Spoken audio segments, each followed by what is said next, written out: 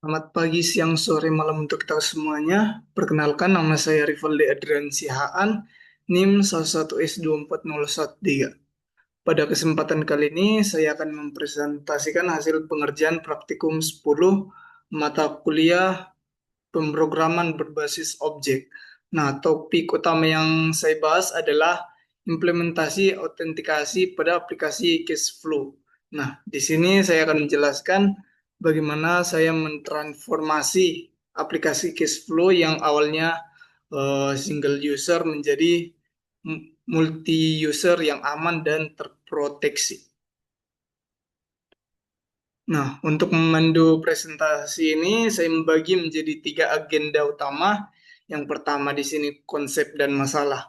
Nah, di sini kita akan melihat mengapa autentikasi itu penting dan apa kekurangan mendasar dari aplikasi di praktikum sebelumnya. Selanjutnya yang kedua yaitu implementasi teknisnya. Nah, ini adalah bagian inti di mana saya akan membeda kode program menjadi beda kode program mulai dari database, service, hingga controllernya. Yang selanjutnya demo dan validasinya. Terakhir, saya akan membuktikan bahwa sistem ini berjalan dengan baik melalui demonstrasi langsung.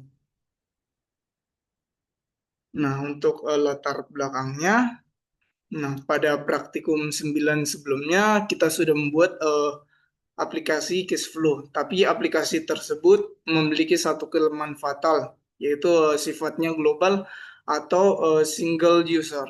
Artinya jika saya menginput data keuangan saya, data tersebut akan bercampur dengan data milik orang lain. Siapapun bisa melihat, mengubah, atau menghapus data milik siapapun. Tentu ini tidak aman.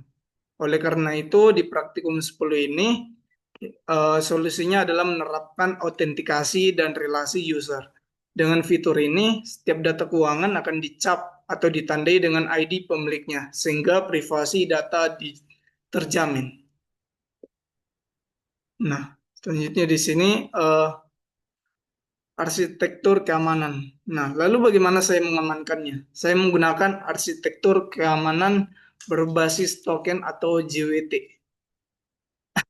Alurnya bisa dilihat pada diagram ini. Nah, pertama, klien mengirim request yang menyertakan token di bagian header. Lalu, request ini dicegat oleh interceptor. Interceptor bertugas sebagai satpam yang memvalidasi apakah token tersebut asli atau palsu. Selanjutnya, jika valid, data pengguna disimpan sementara di out context. Nah, barulah setelah itu controller diizinkan untuk memperoleh data tersebut. Nah, arsitektur ini memastikan bahwa tidak ada request liar yang bisa masuk ke dalam sistem. Selanjutnya di sini menyiapkan aktornya atau user. Nah, kita masuk ke implementasi teknis. Langkah pertama adalah menyiapkan aktornya, yaitu user. Nah, di sini saya membuat entity baru bernama user. Nah, Java yang bertugas menyimpan data akun seperti email, nama, dan password. Nah, password di sini tentu saja disimpan dalam bentuk terinskripsi atau hash agar aman. Nah, selain itu ada juga entity out token. Nah, di sini untuk mencatat sesi login yang aktif. Selanjutnya di sini langkah selanjutnya di sini modifikasi cash flow-nya. Nah, ini merupakan yang paling krusial, yaitu memodifikasi entity cashflow.java-nya. Nah, bisa dilihat pada potongan kode di slide, saya menambahkan ada satu kolom baru yaitu user ID dengan anotasi add kolom name sama dengan user ID. Nah, kolom ini berfungsi sebagai foreign key yang foreign key secara logikanya. Nah, inilah yang menghubungkan setiap transaksi keuangan dengan pemiliknya. Tanpa kolom ini, sistem multi usernya tidak akan bisa berjalan. Nah, selanjutnya modifikasi repositorinya. Nah, setelah entity siap, langkah selanjutnya yaitu menyesuaikan repositorinya. Di sini kita tidak boleh lagi menggunakan metode standar, yaitu final. Nah, karena itu akan mengambil data milik semua orang. Sebagai gantinya, saya membuat custom query menggunakan JPQL, yaitu eh, final by user ID. Nah, query ini secara spesifik memerintah database, yaitu tolong ambilkan data cash flow, tapi hanya data milik user dengan ID sekian. Selanjutnya logika bisnis atau logika servisnya. Nah, ini merupakan langkah selanjutnya. Di sini logika validasi kepemilikannya terjadi. Saat membuat data atau create, nah, service akan menerima ID user dan menyimpannya ke dalam data baru. Saat mengambil data atau membacanya, service akan memanggil repository khusus yang sudah difilter tadi. Nah, intinya service menjamin bahwa operasi database selalu membawa konteks siapa penggunanya. Selanjutnya di sini ada interceptor dan konteks. Nah, ini merupakan langkah selanjutnya. Ini merupakan implementasi keamanannya itu sendiri. Nah, di sini saya mengimplementasi out interceptor. Nah, kode ini secara otomatis memeriksa setiap request yang masuk. Ia akan mengekstrak token dari header authorization. authorization. Nah, di sini dia memverifikasinya dan jika gagal ia langsung menolak akses dengan status 401 unauthorizer. Nah, di sini kalau jika sukses data user yang dimasukkan ke out context dimasukkan ke dalam out context. Out context ini diibaratkan sebagai kartu identitas tamu yang dipakai selama user berada di dalam sistemnya. Selanjutnya di sini ada controller. Nah, ini merupakan tempat semuanya bermuara. Nah, di setiap endpoint, controller akan melakukan tiga hal. Yaitu yang pertama dia akan mengecek out konteksnya. Nah, jika kosong, berarti user belum login. Kembalikan error 403 for Biden. Nah, jika ada, maka dia akan mengambil ID user dari konteks tersebut. Lalu dia langkah selanjutnya maka dia akan meneruskan ID user ke service. Nah, dengan cara ini controller menjamin bahwa data yang diperoleh benar-benar benar-benar milik user yang sedang login saat itu juga. Nah, selanjutnya di sini unit testingnya atau validasi kualitasnya. Nah, tentu saja kode yang baik harus teruji. Saya menggunakan JUnit 5 dan Mosquito untuk melakukan unit testingnya. Nah, hasilnya bisa dilihat di slide.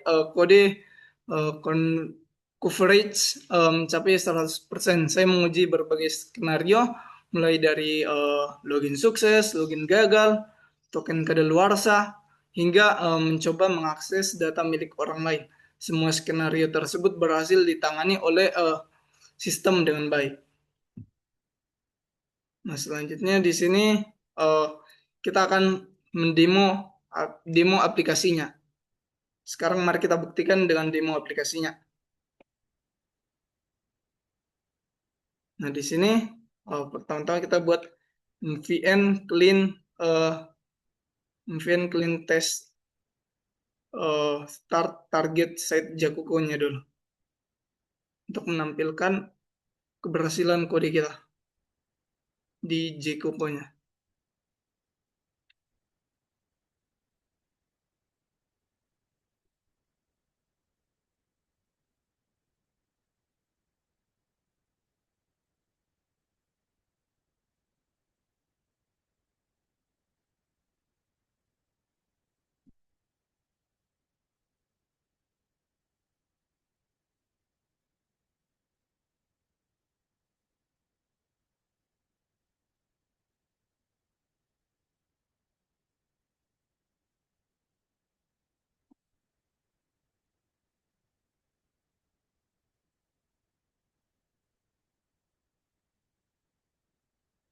Seperti yang terlihat di sini,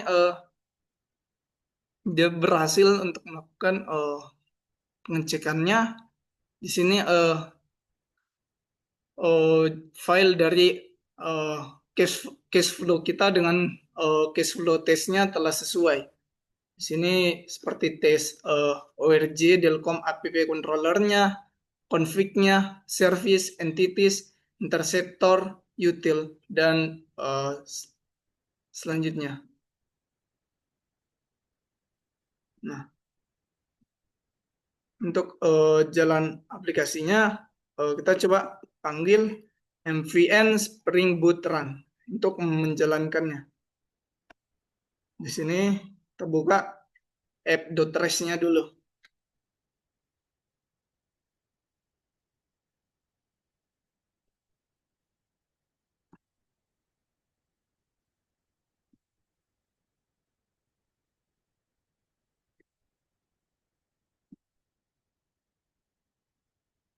Di sini kita akan melakukan pengujian seperti yang ada di app Rest-nya, yaitu register user baru, lalu melakukan login untuk mendapatkan token, lalu membuat data cash flow baru, dan saya akan melakukan get cash flow-nya untuk melihat datanya. Nah, seperti ini. Pertama, kita register dulu. Nah, maka ketika kita register, dia akan menampilkan status sukses dan berhasil melakukan pendaftaran dengan ID seperti ini. Lalu kita login. Nah, kita login, maka dia menampilkan login berhasil. Lalu kita melakukan send request yaitu get me. Maka dia akan menampilkan statusnya sukses. Lalu kita coba mengupdate usernya, put update user. Di sini user berhasil diupdate. Lalu kita put update user passwordnya. Nah, password berhasil diupdate. Kita coba ke cash flow-nya. Nah, di sini dia akan menampilkan fail karena tadi kita telah mengupdate passwordnya. Jadi kita harus login lagi. Kita melakukan login. Nah, di sini login berhasil, lalu kita get me. Setelah itu kita pergi ke cash flow dari aktivitas praktikum kita. Di sini kita melakukan post cash flow-nya. Nah, di sini dia menampilkan pesan sukses, yaitu seperti ini. Lalu kita melakukan get all cash flow-nya. Nah, dia akan menampilkan sukses dan pesan daftar cash flow berhasil diambil. Dia berhasil mengambil daftar cash flow-nya. Lalu kita tekan get all cash flow with search, maka dia akan menampilkan pesan sukses juga. Lalu selanjutnya di sini kita akan get cash flow labelnya dalam is security. Nah, di sini dia menampilkan status sukses dengan pesan berhasil mengambil data. Nah, selanjutnya di sini kita get cash flow by ID secure. Nah, di sini dia menampilkan status sukses dengan pesan data cash flow berhasil diambil. Dia berhasil mengambil data cash flow-nya. Selanjutnya di sini kita tekan put cash flow by ID-nya. Nah, dia akan menampilkan pesan sukses. Nah, selanjutnya untuk PG admin-nya di sini untuk server PG admin-nya di sini kita menggunakan ini. Nah, untuk token-nya pertama kita refresh dulu. Setelah itu kita lihat dari token-nya. Nah, di sini untuk token-nya dia create add, lalu ada ID, lalu user ID, lalu ada token-nya. Nah, itu yang ada pada tokennya. Nah, untuk query-nya itu select bintang from public.outToken order by ID ISC. Selanjutnya untuk cash flow-nya, tunggu dulu, kita akan view untuk usernya. Nah, di sini dia akan menampilkan create ad, di sini tanggalnya, lalu update-nya pada sekian, lalu pada ID-nya yaitu ID-nya ini, lalu email yaitu test@delcom.org, name-nya yaitu Abdullah Ubaid Update, password-nya yaitu ini. Nah, selanjutnya untuk kita lihat yang dari aktivitas praktikum kita, yaitu cash flow kita. Nah, di sini dia berjalan dengan baik, yaitu yang pertama amount integer, uh,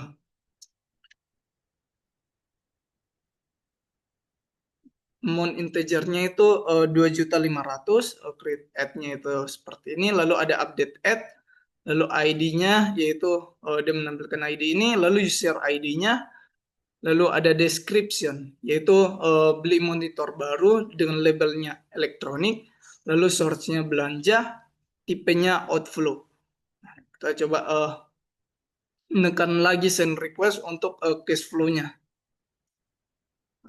Post cash flow-nya sukses berhasil, kita berhasil menambahkan data, lalu kita get all cash flow-nya, lalu kita get all cash flow with search, lalu get cash flow labelnya, lalu get cash flow by ID secured, lalu put cash flow by ID-nya.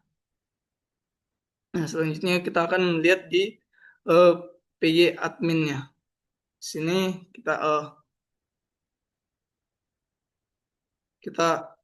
refresh dulu untuk bagian tabelnya, lalu kita akan view untuk cash flow-nya. Maka dia akan menambah pada tabel baru, yaitu untuk integernya itu 5 juta, lalu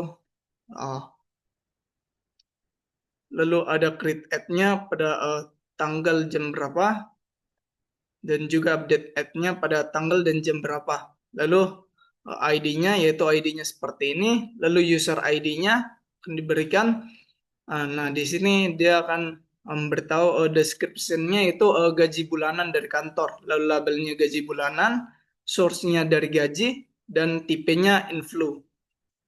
Nah, selanjutnya di sini coba kita delete cash flow by ID-nya.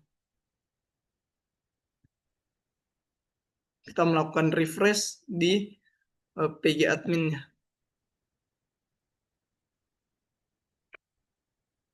Lalu kita lihat, kita view datanya. Nah, untuk data yang pertama, dia terhapus dan tersisa data ini. Kita coba menghapus lagi. Nah, di sini dia akan menampilkan data cash flow tidak ditemukan karena datanya telah dihapus.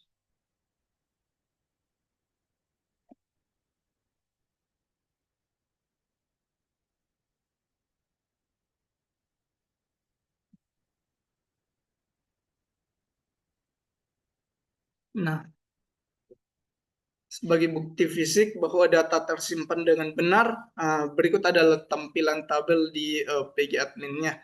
Itu seperti ID PK-nya, ada amount, ada label, ada user ID-nya. Kita bisa lihat pada kode kolom yang saya tandai ini. Nah, sebagai penutup, dapat saya simpulkan bahwa sistem autentikasi menggunakan JWT berhasil diimplementasikan dengan baik. Nah, aplikasi cashflow kini